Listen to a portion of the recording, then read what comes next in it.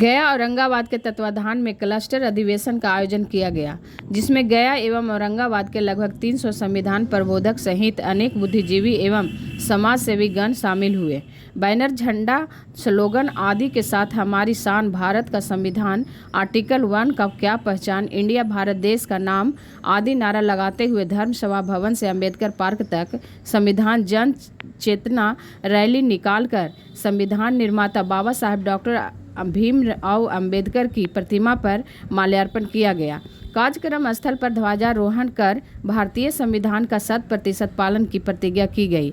वाम सेव के प्रदेश अध्यक्ष मूल निवासी आलोक कुमार की अध्यक्षता एवं वाम सेव के जिलाध्यक्ष मूल निवासी अजय विद्यार्थी द्वारा संचालित प्रथम सत्र का उद्घाटन करते हुए नेहरू युवा केंद्र के सेनावृत्ति क्षेत्रीय निर्देशक मूल निवासी नंद कुमार सिंह के द्वारा लोकतांत्रिक व्यवस्था में ब्राह्मणवादी तानाशाही के विरुद्ध राष्ट्रव्यापी जन आंदोलन समय के मांग विषय पर विस्तृत जानकारी प्रदान की गई। इस सत्र में मुख्य अतिथि के रूप में साउथ बिहार केंद्रीय विश्वविद्यालय के व्याख्याता डॉक्टर कर्मानंद आर, विशिष्ट अतिथि के रूप में जगजीवन कॉलेज के पूर्व प्राचार्य मूल निवासी बालकृष्ण प्रसाद, अरुण कुमार अधिवक्ता, रामसेवक बौद्ध, परशुराम मांझी, रघुवीर प्रजापति आदि के द्वारा भारतीय नागरिकों में समता, स्वतंत्रता, न्याय, बंधुत्व, करुणा, मैत्री आदि गुणों का विकास के लिए संवैधानिक जागरूकता पर बल दिया गया। कार्यक्रम का सफल संचालन में मूल निवासी मुकेश रंजन, सुधीर कुमार, राजकिशोर सिंह, ललन पासवान, विनय पासवान, श्रीकांत कुमार, धर्मेंद्र कुमार, तरुण तारा, पप्पू कुमार, उज्जवल नारायण, कुंदन केडी आदि कार्यकर्ता गण का सक्रिय योगदान रहा। वाम सेव का प्रदेश महासचिव मूल निवासी सुरेश कुमार द्वारा आगत अतिथियों एवं प्रतिभागियों का धन्यवाद ज्ञापन। तो क्लस्टर कार्यक्रम में हम लोगों को दायित्व दिया गया था राष्ट्रीय संगठन के द्वारा कि हम अपने हर क्लस्टर सेंटर पर लगभग 300 संविधान प्रबोधक बनाए और उसको 27 अगस्त को पूरे देश में लगभग 120 क्लस्टर सेंटर बनाया गया है। 300 जिला उसमें सम्मिलित है, उस पर क्लस्टर अधिवेशन करना है। BS4 लिखा हुआ, इसका मतलब क्या हुआ? BS4 का मतलब होता है 20 होता है भारतीय और S 4 है। तो पहला S से भारतीय संविधान, दूसरा S से सम्मान, तीसरा से सुरक्षा और चौथा से संवर्धन। लोगों को क्या आप बताना चाहते हैं? लोगों को ये बताना चाहते हैं कि 2 अप्रैल 2018 को जब SC/ST एक्ट थोड़ा सा कमजोर कर दिया था तो हमारा उस एक्ट के चलते पूरा भारत बंद हो गया था। लेकिन वही दुश्मनों को द्वारा 9 अगस्त 2018 को जंतर मंतर पर संविधान को जला दिया पूरा, लेकिन हमारा समाज यह किसी तरह का रिएक्ट नहीं किया। तो हमारा संगठन को लगा कि इसके मतलब कि संविधान के बारे में हमारे लोगों को जानकारी नहीं है और उसकी आभास नहीं है। तो 2018 के दिसंबर में जो बोधगया में राष्ट्रीय अधिवेशन हुआ था, उसी समय डिजाइन किया गया कि हमारा जो कार्यक्रम रहेगा सिंगल कार्यक्रम रहेगा, BS4 डोर टू डोर, यानी भारतीय संविधान को हमको घर घर तक जन जन तक पहुंचा देना। क्यों नहीं आप लोग पाल कर? देखिए, शिक्षा का जो सर है, साउथ अफ्रीका में भारत का संविधान को ही लेके गया था नेल्सन मंडेला।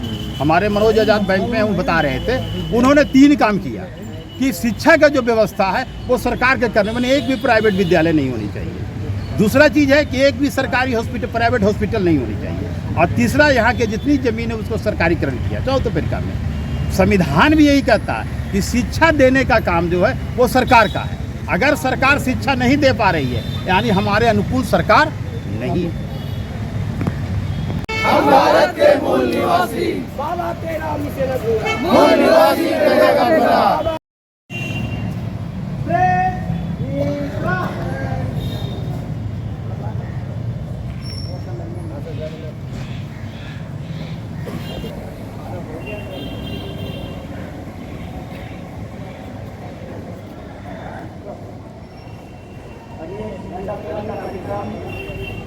स्टार्ट करने जा रहा है और झंडा तोलन वो तो नीचे से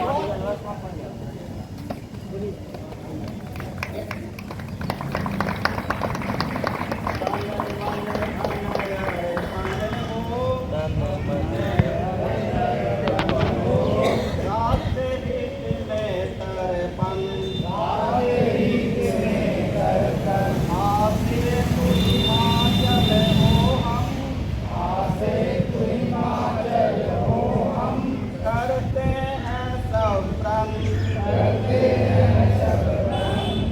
दिशा में बढ़े निरंतर, क्रांति में विज्ञान चरण, लोकतंत्र हो भारत का। तो इस तरह से करते हुए हम लोग प्रतिज्ञा ग्रहण करेंगे।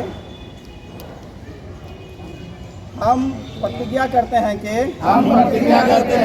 व्यवस्था परिवर्तन के उद्देश्य फूले अम्बेडकरी विचारधारा पूर्वजों के सिद्धांत एवं मूल्यों के प्रति दृढ़ विश्वास के साथ समर्पित एवं प्रतिबद्ध रहेंगे। हम उद्देश्य विचारधारा सिद्धांत मूल्य समाज तथा संगठन के प्रति स्वयं को समर्पित करने की प्रतिज्ञा करते हैं। हम प्रतिज्ञा करते हैं कि जागरूकता का काम करते रहेंगे और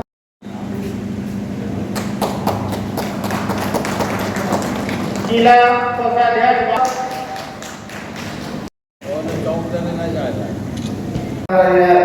इस प्रकार 8 राज्यों में कांग्रेस का शासन है।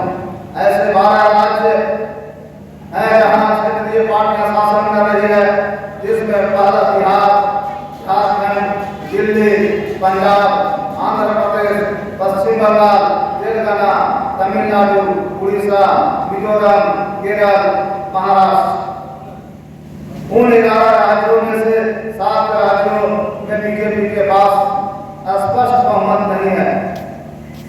एक कर्नाटक, जम्मू एवं कश्मीर। सार्वजनिक रूप से ज्ञात अनैतिक सत्ता के अनुचित उपयोग के साथ हमारे भारत के 7 राज्यों में 24 सरकारें, जिससे हमने लोगों के लिए और लोगों द्वारा सरकार के सिद्धांत को स्थापित करने की मांग की है। तो आइए हम संकल्प लें कि हम अपने राष्ट्रीय सत्र में चर्चा के विषय और अगले खुले सत्र की संरचना के बारे में कुछ शब्द कहूं। इस सत्र में चर्चा का विषय है लोकतांत्रिक व्यवस्था में ब्राह्मण तानाशाही के विरुद्ध राष्ट्रव्यापी है। इन विषयों पर यहाँ हमारे बीच ज्ञानवर्धक चर्चा और पथ प्रदर्शक संकल्प होंगे। हम देश के अत्याधिक संभाव। आज का यह वामशिप इंडिया के द्वारा एक क्लस्टर अधिवेशन आयोजित किया गया है, जिसका विषय है लोकतांत्रिक व्यवस्था में ब्राह्मणवादी तानाशाही के विरुद्ध राष्ट्रव्यापी जन आंदोलन समय की मांग। इस कार्यक्रम के आयोजन के उपलक्ष्य में मैं यहाँ उपस्थित हूँ। अभी वर्तमान का जो समय चल रहा है उसमें हमारे लिए महत्वपूर्ण यह नहीं है कि हम किस जाति के हैं, हम किस धर्म के हैं, किस समुदाय के हैं, अमीर हैं, गरीब हैं, हम बिहार के रहने वाले हैं, बंगाल के रहने वाले हैं, दक्षिण के रहने वाले हैं, उत्तर के रहने वाले हैं, ये महत्वपूर्ण नहीं है। महत्वपूर्ण यह है कि हम भारत के रहने वाले हैं, हम सभी लोग भारत के वासी हैं। और जब हम भारत कहते हैं तो भारत केवल एक भौगोलिक क्षेत्र नहीं है, यह एक भौगोलिक क्षेत्र के साथ साथ यहाँ की जो 140 करोड़ की जनता है, लोग हैं, पेड़ पौधे, पशु पक्षी, यहाँ की जो प्राकृतिक संपदा है, इस सबको मिला करके भारत है। और इस भारत की परिभाषा संविधान के बिना अधूरा है। वह संविधान जो बाबा भीमराव अंबेडकर साहब ने दिया था और जिसको 1950 में लागू किया गया। आज संकट इस बात की है कि हम सब 26 नवंबर को संविधान दिवस का आयोजन तो करते हैं, हम संविधान के बारे में बहुत बड़ी बड़ी बातें कर रहे हैं, बड़े बड़े मंचों से संविधान की बात की जा रही है, लेकिन यह देखना बहुत आवश्यक है कि क्या हम संविधान के अनुरूप काम कर रहे हैं क्या संविधान के द्वारा सभी को जो समान अधिकार दिया गया है वह क्या सबको प्रदत्त है, सबको उपलब्ध है, या फिर खास लोगों के लिए खास संविधान बनाया जा रहा है। आज यही खतरा इस संविधान पर है और यह एक कोशिश है पूरे भारतवर्ष में वामशेप के द्वारा। गीत गा रहे थे, आह्वान गीत गा रहे थे और मैं सुन रहा था कि हम मंदिरों में भगवान को पूजते हैं और बड़े बड़े मंदिरों का निर्माण किया जा रहा है।